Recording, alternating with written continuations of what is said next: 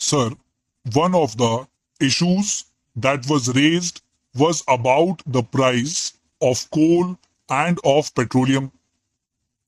I must submit that the coal price has been recently raised because of the fact that we had to enter into the National Coal Agreement, which casts a burden on the exchequer to the tune of rupees 200 crores every year. In fact, even the costs of inputs have also gone up. Having regard to these two factors, we had to take a very painful decision of increasing the coal price. Otherwise, the industry would have suffered like anything. On the petroleum side, the position as it stands is that there is no doubt, as in fact, honorable members had made observations that while production has gone up, prices have also gone up.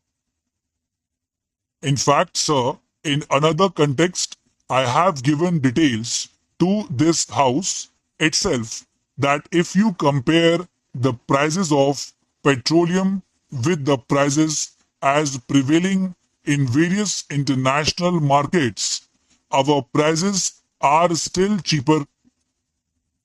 At one time, when the house did want that we should reduce the prices, I had categorically said that whatever resources we build through this process, we plow back the money for the exploration and exploitation of oil.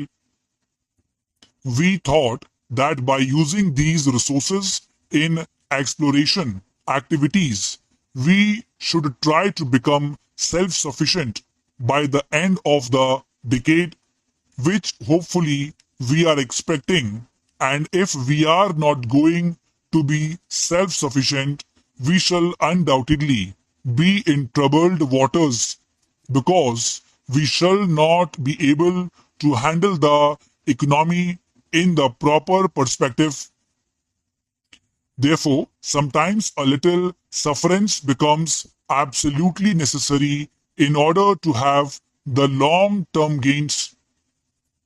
It would be very easy to take certain populist approaches in these masters, but in the long run, the nation suffers. And it is precisely in this background that I would take this opportunity to urge to the various state governments and the electricity boards not to divert the money that have been allocated to the power sector, because in many a case I'm finding that for sheer popularity, various state governments and electricity boards are trying to divert the money allocated for power, which would in the long run affect the economy of the state itself. I defend the rise to set the economy on rails. Honorable members are aware, last year I had introduced the dual policy in regard to kerosene after discussing with all the civil supplies commissioners of the states. And when I was assured that they would be able to implement the dual policy, I thought that the policy is such which could be taken care of, in which case the poorer sections of the society could be protected. But unfortunately, I found that the poorer sections were the first victims, as a result of which, within 1 month of the introduction of the dual policy, that scheme had to be withdrawn. In fact, I myself stood in Bangalore in the queue, and I found that the poorer people were not being given. And the dealer said that the quota that was earmarked in the leeway system has already been exhausted, and it was very difficult to find out which quota was what. Because of the distribution system not being strong, this step had to be taken.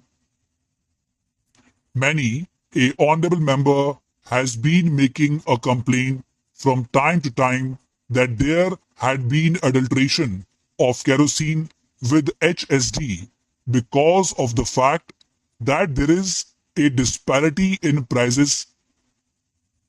It is true, I concede that I am aware that about 19 to 20% of kerosene goes in the adulteration with HSD. I have been requesting the state government to take care of it, notwithstanding the fact that every quarter we go on increasing the allocation of kerosene to the states.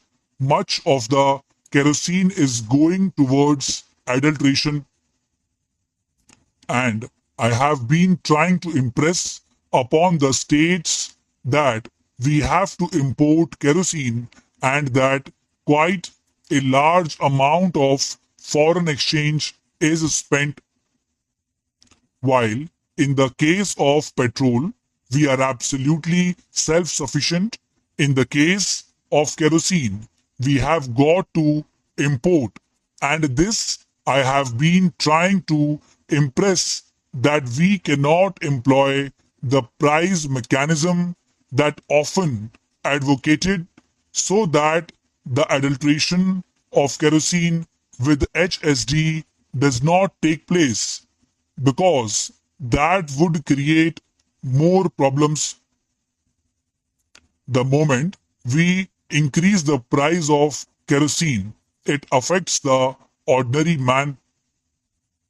Maybe some people had been trying to tell me that this is no argument at all.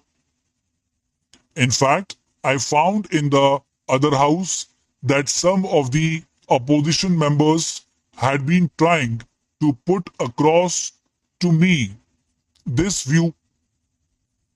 It is a question of policy which we are committed to.